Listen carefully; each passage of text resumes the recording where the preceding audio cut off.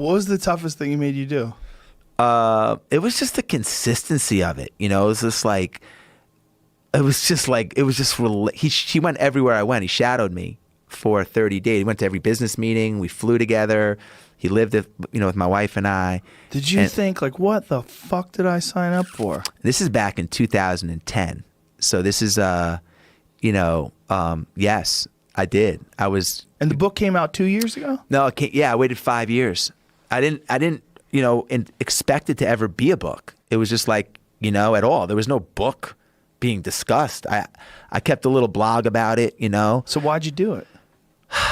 I just felt like there was so much in it. There's so many lessons, and it was funny. Fish out of water, like he's coming into our house. My wife owns Spanx. I mean, like the whole dynamic of this shit was crazy. And I just felt there were a lot of lessons that could be learned through it. And, I just took a shot at it. Jesus Christ. Yeah, he's a maniac. When he did the podcast, I got here, he showed up super early. And when I got here, he was already with his shirt off doing chin-ups. I was like, I walked into the back where the gym is, and he's in there. I'm like, look at this motherfucker. Amazing. Yeah, he's a savage. Yeah. He's legit. But these are all the lessons, like as you're talking about, and you don't know where the nuggets come from. You put yourself in a position for the nuggets to appear. And they don't have to be radical positions like I'm going to go get Goggins or I'm going to go live with a monk. They don't have to be radical. But you put yourself out there like you were saying, and you live a life where those lessons find you. Yeah. And seek them. You seek them. Yeah. Well, Goggins' story is so fascinating because he wasn't that guy. He was fat and out of shape and unmotivated and lazy and, talked openly about the first time he ran. Like he quit. He was supposed to, he ran about 3/4 of a mile, I think he said, and quit. And he was exhausted and just drinking milkshakes and all fucked up. And somehow or another decided he's not going to be that guy anymore and went 180 degrees and became this intensely motivated Iron Man. Yeah. Yeah, I was at the race. I saw him at the race where he broke all the bones in his feet, I saw him. I participated in that race. It's the first time I saw him. That's how I met him. And 2007. And he broke all the bones in his feet? He was running 100. I was running this race. It was a 24-hour race as a relay team. I was with 4 friends.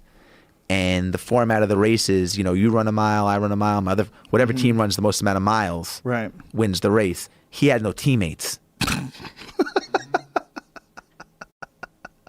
That sounds I'm like where's the rest of the team? That sounds like him. And he weighed a lot at the time. So I watched him. Weighed a lot. Was he bodybuilding at the time? He was just big. Probably weighed 260, 70 pounds, maybe when more. He was deadlifting and all that stuff? Yeah, maybe even more. So was this the one where he ran 24 hours all around just to show that he could run 100 miles? Yes. And he wound up shitting himself? Yes. And all that? Yeah, he told me about that. I saw it. I didn't know he broke all the bones in his feet, He broke some bones, yeah. He didn't even tell me about that. And then he ran a marathon a month later. Yeah. He's a fucking animal. Yeah. Yeah, I mean, he really is. Yeah. And he was telling me also that Explain he did that to your wife when you say he's coming to live with you. You don't know my wife. That shit ain't happening. She's kick us both out. I just said it really fast. I told Sarah because I flew out to meet Goggins after the race. I cold called him, and my wife asked me how the meeting went. And in the meeting, I realized like I kind of wanted to get the secret sauce, like what the fuck, Yeah.